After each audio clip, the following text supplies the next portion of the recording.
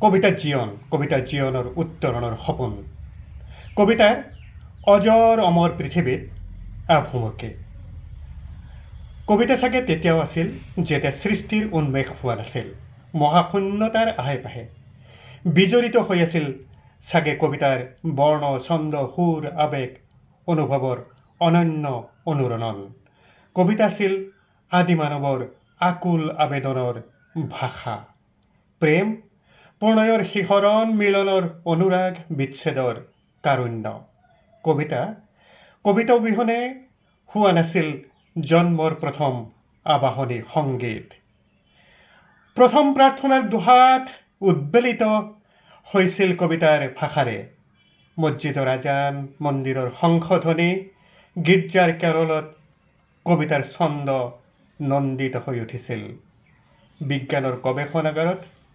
বুৰবুৰণি উঠিছিল কবিতাৰ বৰ্ণিল আভা জীৱনৰ জীৱিকাৰ যাত্ৰাত মৃত্যুৰ শয্যাত মৃত্যুৰ উত্তৰণৰ অৱবাহিকাত কবিতা গুঞ্জৰিত হৈ আছিল লুইতৰ সোঁতৰ সৈতে খহনীয়াত ভয়াৱহতাত জীৱনৰ উচ্ছেদৰ বেদনাত চাপৰিৰ পলসৰ শয্যাত নাঙলৰ ফালত ধোৱা গীতৰ তালে তালে বিয়া গীতৰ মাজে মাজে ভৈয়ামৰ বিনন্দিয়া বিহুগীত ঐনিতম পৃথিৱীৰ সকলো লোকসংগীতৰ প্ৰাণৰ কোহে কোহে কবিতা আন্দোলিত হৈ আছিল সংহতি সম্প্ৰীতি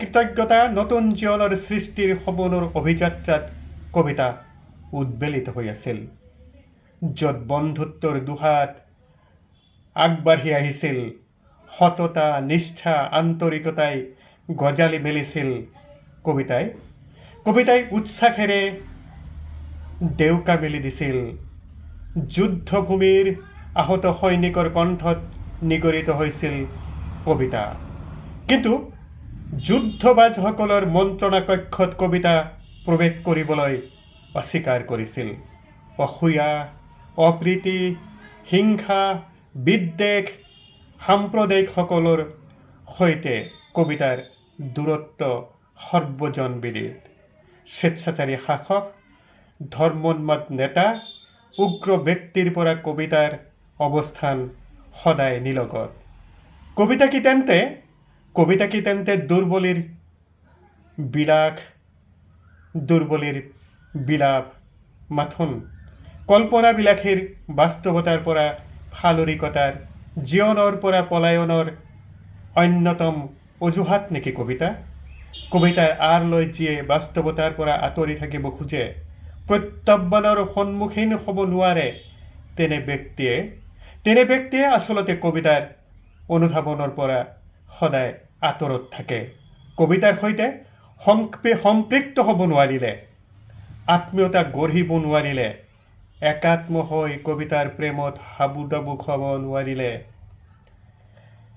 কবিতাৰে সংসাৰ গঢ়িব নোৱাৰি কবিতা বিষয়ক আলোচনা প্ৰচুৰ পঢ়া শুনা প্ৰচুৰ জীৱনবোধ প্ৰচুৰ গৱেষণা কৰিব নোৱাৰিলে সঁচাকৈ সাধনাৰ বাট বাব নোৱাৰিলে কবিতাৰে জীৱনৰ বাট উলিয়াব নোৱাৰি ভাষাৰ বৰ্ণ শব্দ ছন্দৰ প্ৰেম বুজি নাপালে জনজীৱনৰ সৈতে চিনাকি নহ'লে সংকীৰ্ণতাত ঊৰ্ধত উঠিব নোৱাৰিলে কৰ্মতৎপৰ হৈ উঠিব নোৱাৰিলে কবিতা বুজি পাব নোৱাৰি কবিতাৰে জনপ্ৰিয়তা অৰ্জনৰ সপোনতকৈ কবিতাৰে নিজৰ জীৱনক জুখি চোৱাৰ প্ৰবল হেঁপাহ পোষণ কৰাহে প্ৰয়োজন মোৰ কবিতা যদি কোনেও নপঢ়ে ছপা নহয় কোনো কাকতত কমেণ্ট নকৰে কোনো পাঠকে তেন্তে মই কবিতা ৰচনা কৰিম নে নাই কবিতাৰ উত্তৰণৰ হকে সাধনা কৰি যাম নে নাই তাৰ ওপৰতে নিৰ্ভৰ কৰে কবিতাৰ বাবে মোৰ ভালপোৱাৰ গভীৰতা কিমান ভালপোৱাৰে সম্পৃক্ত কবিতাই জীৱনৰ বাট দেখুৱায় জগতক জীৱনৰ বাবে উদ্বুদ্ধ কৰে। এইখিনিতে কবি আৰু কবিতাৰ সফলতা। যিসকলে ভাল পায়, যিসকলে ভাল গদ্যৰ সাধনা কৰে, তেওঁলোকেও আচলতে কবিতাৰ এই চৰ্চা কৰে। যিসকলে কবিতা ভাল নাপায়, তেওঁলোকে জীৱনৰ সুকোমল সুবাসেৰে সুবাসিত হ'ব নোৱাৰে।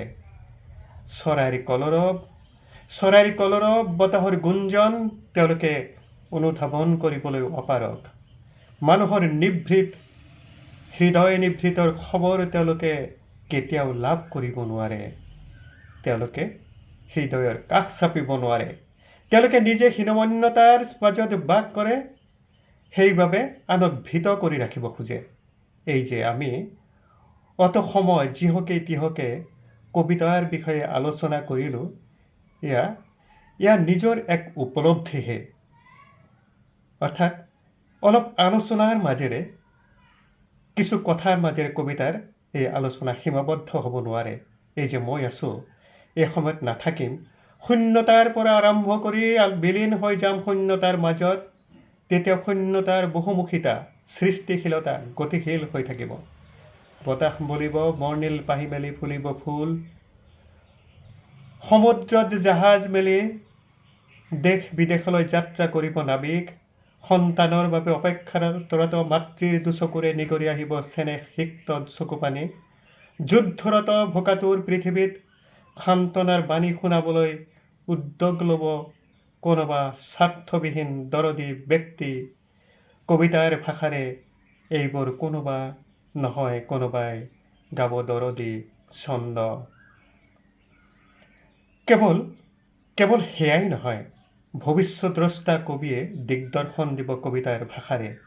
যি কথা আন ভাষাৰে, অলেখ কথাৰে কৈ শেষ কৰিব নোৱাৰি, সেয়া পাৰি মাথো কবিতাৰে অলপ কথাৰেও। সেয়া বুজি পায় কবিতাৰ বোদ্ধা পাঠকেও। সেইকাৰণে তেনে গুণী পাঠকো একোগৰাকী সাৰ্থক কবিৰেই সমান। এইখন পৃথিৱীত কবিতা থাকিব কবিতাৰ চৰ্চা, কবিতাৰ চৰ্যা। কেৱল